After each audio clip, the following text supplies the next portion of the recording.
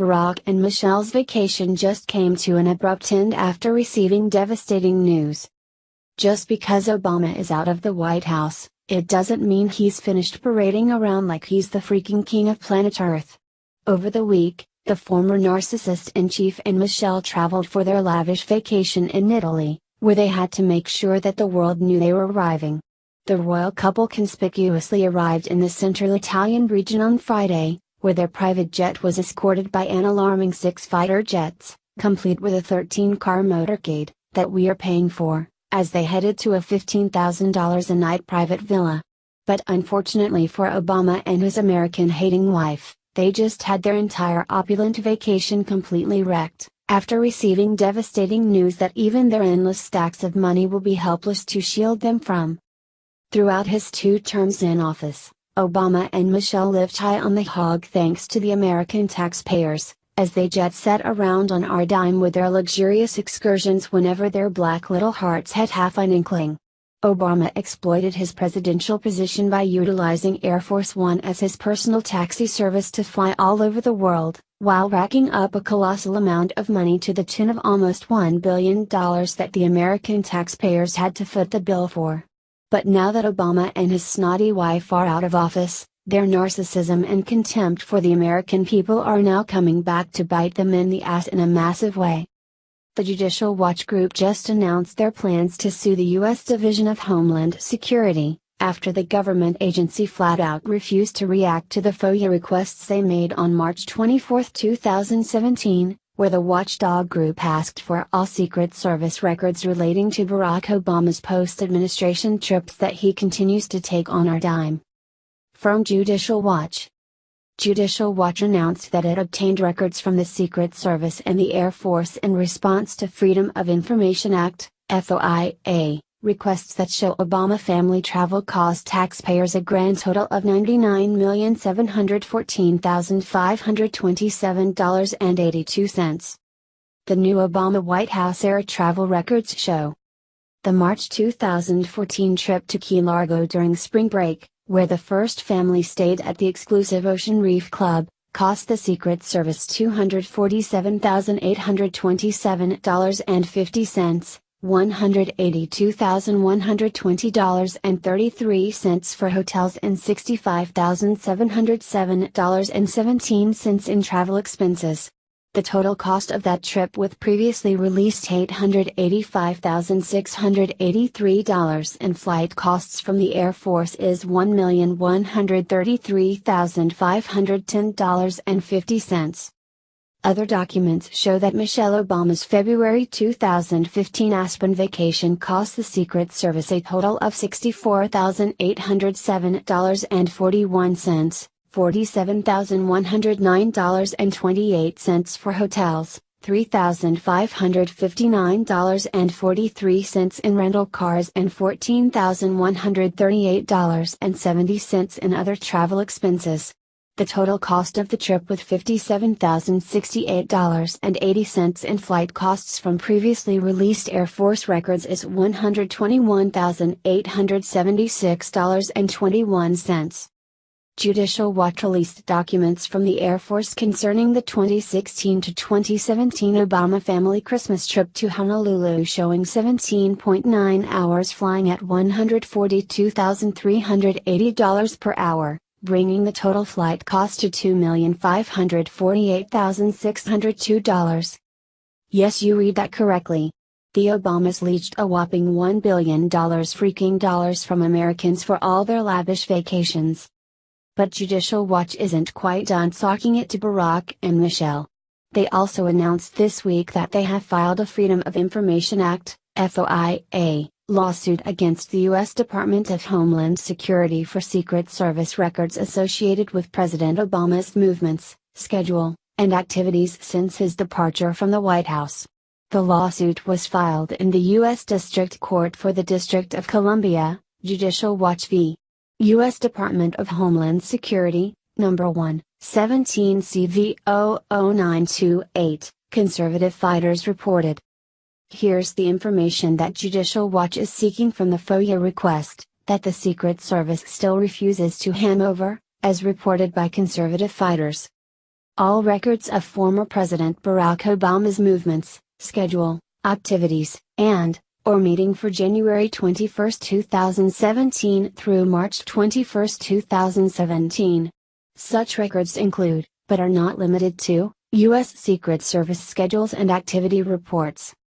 Although Obama is no longer in office, he continues to receive Secret Service protection at taxpayer expense.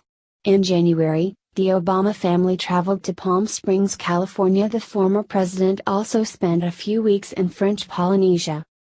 It looks like Obama's dirty deeds are finally coming to light, thanks to the determination of this watchdog group who has made it their mission to find the truth no matter how many of Obama's little minions stand in the way. Obama is such a massive disgrace to this nation. Not only did he commit treason throughout his time in office, but he continually showed how much contempt he held for Americans as he and his disgusting family jet set around on our dime, while at the same time lecturing Americans, who he views as mere peasants, about how they need to make sacrifices in life. Snowflakes who walked out of Pence's Notre Dame speech get devastating news. On Sunday, Notre Dame University students walked out of their own graduation ceremony as Vice President Mike Pence gave the commencement address. Immediately after the protest, however, this move came back to bite these liberal snowflakes in a big way. Mad World News reported that social media personality Chad Prather fired back at these students with a Facebook rant that included 3 words that they won't be forgetting anytime soon. Employers.go find the video of the college grads at Notre Dame walking out on the vice president's commencement speech. He said, "Remember their faces and don't make the mistake of hiring them. As a boss, you will do and say things they disagree with and their feelings will be hurt. This is how they respond to disappointment. I have a strong feeling they will be experiencing a lot of it in the years to come," he continued. The Texas cowboy went on to say that this is nothing more than the product of a generation that wasn't properly disciplined. This little juvenile protest demonstrates the fact that this generation has never been held accountable with consequences from their actions, he concluded. If one of my kids walked out on Joe Biden in that fashion, there would have been hell to pay. Believe that. Twitter users made it clear that they agreed with Prather. Share this story if you think these Notre Dame snowflakes were wrong to walk out on Pence. What do you think about this? Comment below. Look what happened immediately after President Trump landed in Belgium. President Trump landed in Brussels Wednesday afternoon in the latest stop of his first foreign trip, touching down in a city he had previously called a hellhole. His first meeting was with Belgium's Prime Minister, Charles Michel, who greeted him as Air Force One landed. But the main focus of his trip to the Belgian capital is for a NATO summit. Trump is harshly critical of NATO as a candidate, declaring the military alliance obsolete. He has also criticized member countries for not following NATO guidelines to spend at least 2% of their gross domestic product on defense. The president has been similarly critical of Brussels, the Belgian capital that is home to both the NATO and European Union headquarters. After the city's recent struggles with terrorism, Trump called Brussels a hellhole. Brussels is Trump's 4th stop on his maiden overseas tour. His 5th and final stop will be Sicily, where he'll meet with the leaders of the group of 7 wealthy nations. NATO is rolling out the red carpet for Trump in Brussels. The military alliance, which Trump once declared obsolete, has been busy repackaging its image and is ready to unveil a new headquarters worth more than €1 billion. In recent months, member nations have strained to show they are ramping up defense spending as Trump has demanded, even though they have been doing so for a few years in response to an aggressive Russia. And while they agree with the chief of the alliance's most powerful member that NATO can do more to fight terrorism, they say it can be achieved with more of the same, training and mentoring troops in Afghanistan, and equipping local forces in Iraq so they can better fight the Islamic State group themselves. They'll only talk about what he cares about, so really he should come out of this meeting feeling as though NATO responds to him, said Christine Bertsina, NATO analyst at the German Marshall Fund think tank. At least that's what they hope here. Indeed, as part of the repackaging to be announced during Trump's 24-hour visit to the city he branded a hellhole, NATO is likely to agree to join the 68-nation international coalition fighting ISIS. The move is symbolically important, especially since the group claimed responsibility Tuesday for a deadly explosion at an Ariana Grande concert in Manchester, England. An anti-terror coordinator may also be named, but most changes will be cosmetic, as NATO allies have no intention of going to war against IS. It's totally out of the question for NATO to engage in any combat operations, NATO Secretary-General Jens Stoltenberg said Wednesday, on the eve of the meeting. The 28 member nations, plus soon to join Montenegro, will renew an old vow to move toward spending 2% of their gross domestic product on defense by 2024. Still, many are skeptical about this arbitrary bottom line that takes no account of effective military spending where it's needed most. Germany would have to virtually double its military budget and spend more than Russia. Putting some meat on the pledge, the leaders will agree to prepare action plans by the end of the year, plotting how to reach 2% over the next 7 years, and show how they will use the money and contribute troops to NATO operations. What do you think about this? Comment below.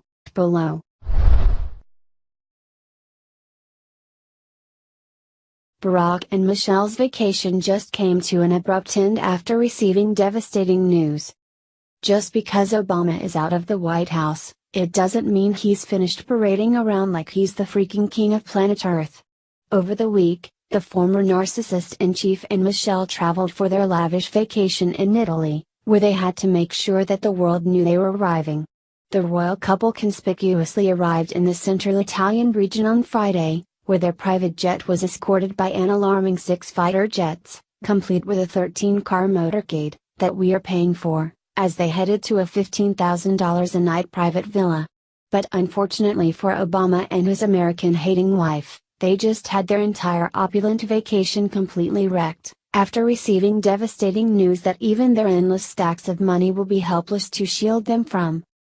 Throughout his 2 terms in office, Obama and Michelle lived high on the hog thanks to the American taxpayers, as they jet set around on our dime with their luxurious excursions when in contempt for the American people are now coming back to bite them in the ass in a massive way. The Judicial Watch Group just announced their plans to sue the U.S. Division of Homeland Security, after the government agency flat out refused to react to the FOIA requests they made on March 24, 2017, where the watchdog group asked for all Secret Service records relating ever their black little hearts had half an inkling. Obama exploited his presidential position by utilizing Air Force One as his personal taxi service to fly all over the world, while racking up a colossal amount of money to the tune of almost $1 billion that the American taxpayers had to foot the bill for. But now that Obama and his snotty wife are out of office, their narcissism